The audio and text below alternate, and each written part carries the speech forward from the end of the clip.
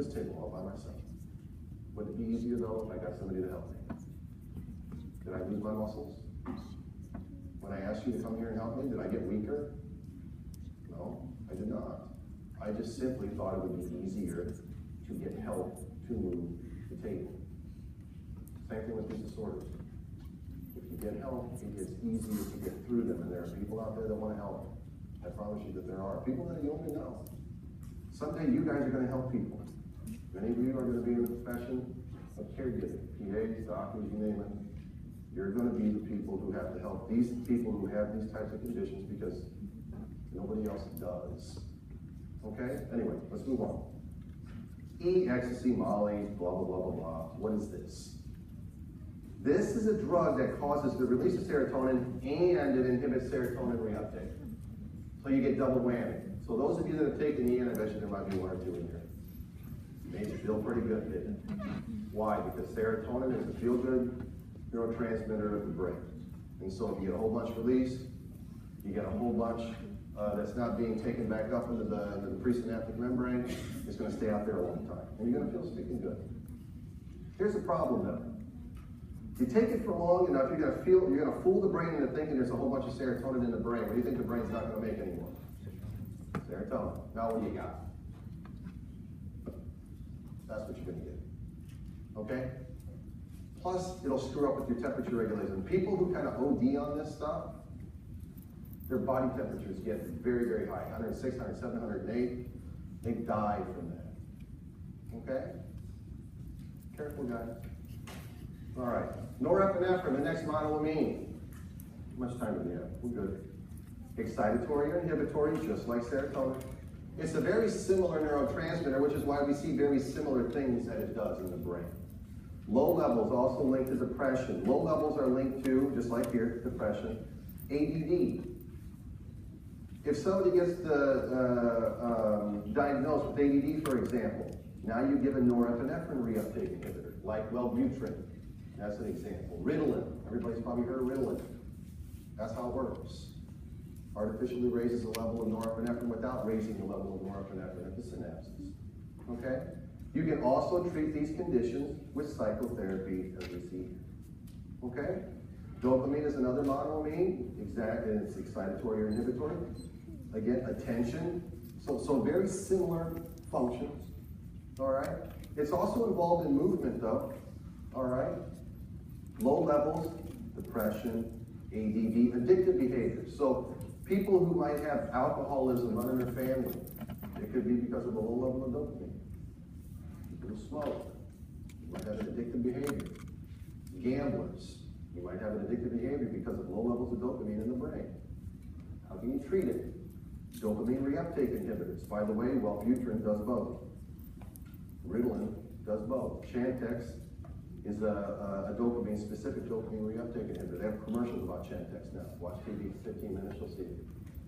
Okay, they talk about smokers, specifically, I think. I tried to stop smoking, I couldn't. I took Chantix, now I stopped. Okay? High levels, let's go there. We haven't gone there very much. High levels linked to Tourette's, which is a movement disorder, by the way. Psychosis, schizophrenia. Now we have artificially high levels of this particular neurotransmitter in the brain. Now we have these particular conditions. Now why do some people have Tourette's when they have high levels of dopamine? Some people have schizophrenia. Different parts of the brain, right? Do different things. So the part of the brain that's responsible for movement is where the levels of dopamine are high. Now you have Tourette's. Another part of the brain that's responsible for cognitive thought, high levels of dopamine, boom, schizophrenia.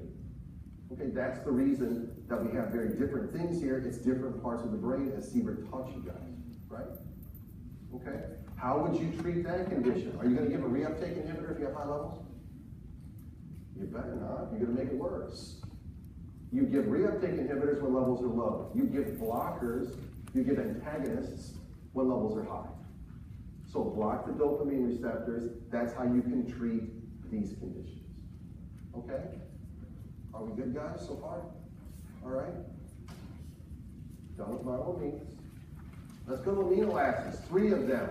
Now, up until this point, these neurotransmitters have been either excitatory or inhibitory. They've been both. In this particular case, glutamate is only excitatory. End of story.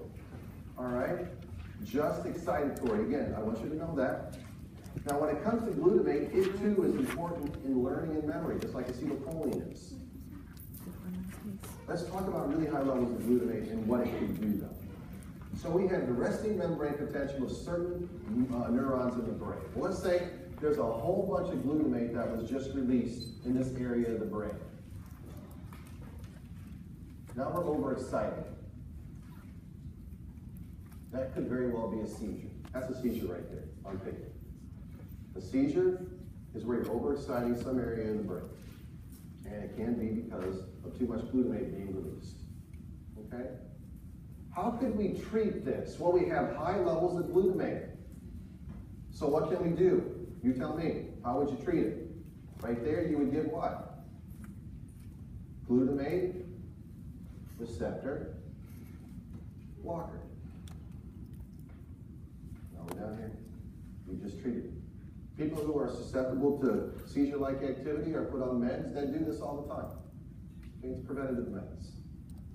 There's something else written in your notes. It says neural degeneration. What does that mean? Neural degeneration is where you overexcite a neuron for a long enough period of time, you're going to kill it. That's what ALS is. What's another name for ALS? Lou Gehrig's disease. 2 summers ago, the Ice Bucket Challenge, that was all about that disease. That disease happens because motor neurons are overexcited by glutamate and they die.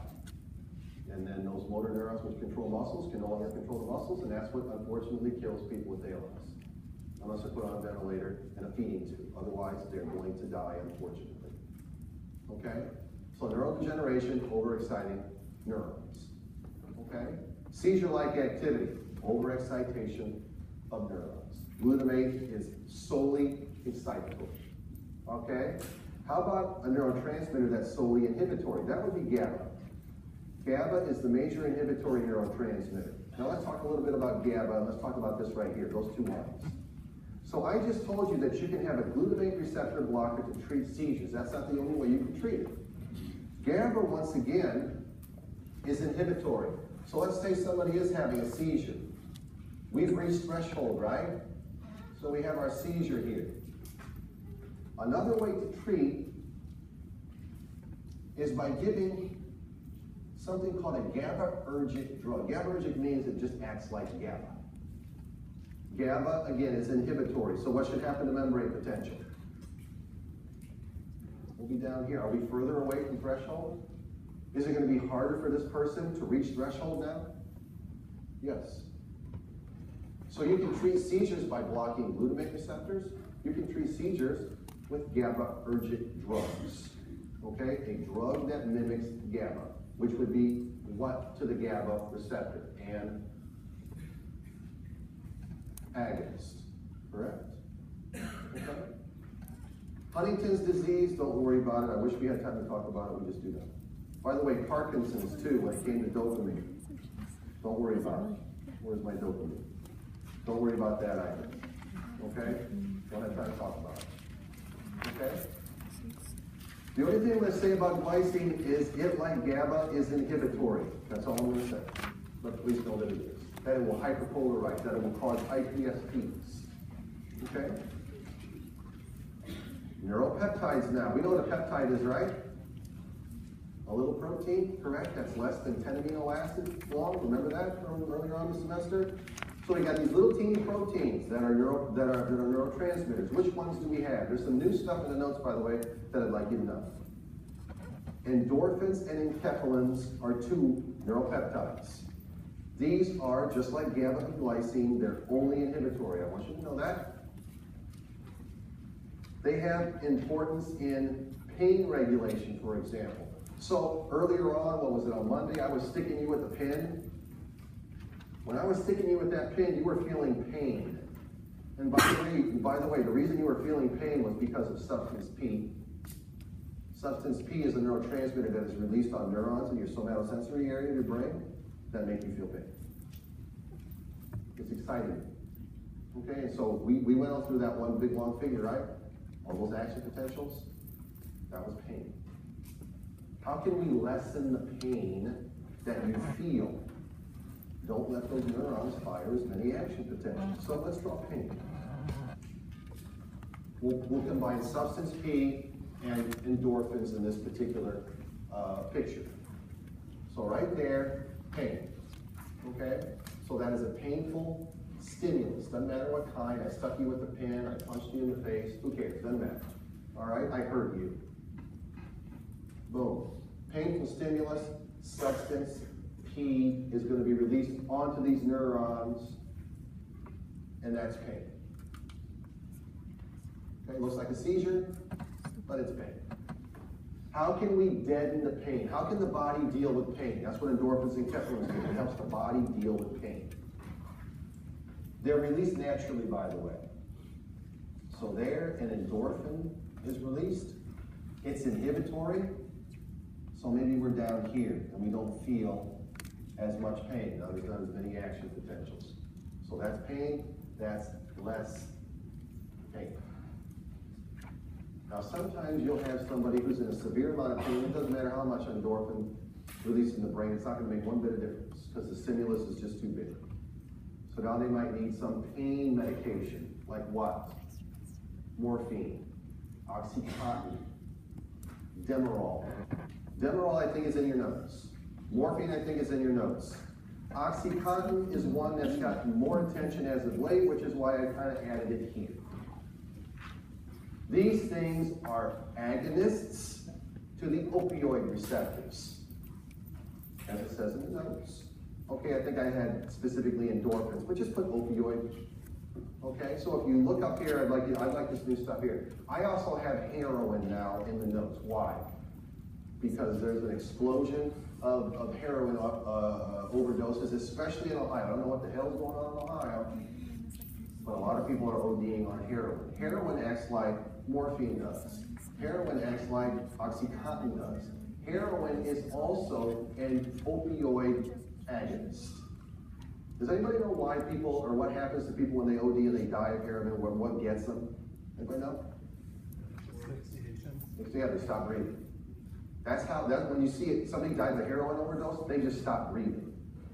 They took too much stinking heroin, and the inhibition of neurons that control your breathing, they're just hyperpolarized, they don't fire any action potentials, and now you don't breathe. That's what kills you. In order to treat that overdose, to reverse the overdose, you guys ever hear of the drug Narcan? Narcan is an opioid receptor blocker. It stops heroin from binding to the opioid receptor. That's how Narcan works. Okay? Narcan does the opposite of heroin. Heroin stimulates the opioid receptor. Narcan blocks the opioid receptor. That's how it works. And if you get to somebody early enough, you'll save their life. Okay? I had a student come to me this morning, said she knew somebody that we just got done talking about this, and now she knows how it works. Okay? I want you to know this. I want you to know how Narcan works. I want you to know how heroin works. And morphine and Oxycontin. I want you to know the new stuff. Okay? Are we good? I said earlier that you feel nauseated because of what? Serotonin? You can also feel nauseated because of substance P. So you can block substance P receptors too, just like you block serotonin receptors. And there are certain drugs out there that do that. Okay? Are we good, guys? Yes? All right. What's next? Yes?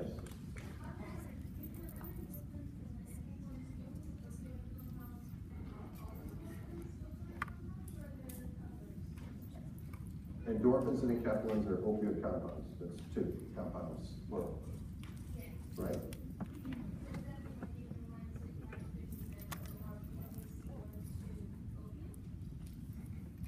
Yes. Well, that's actually the other way around.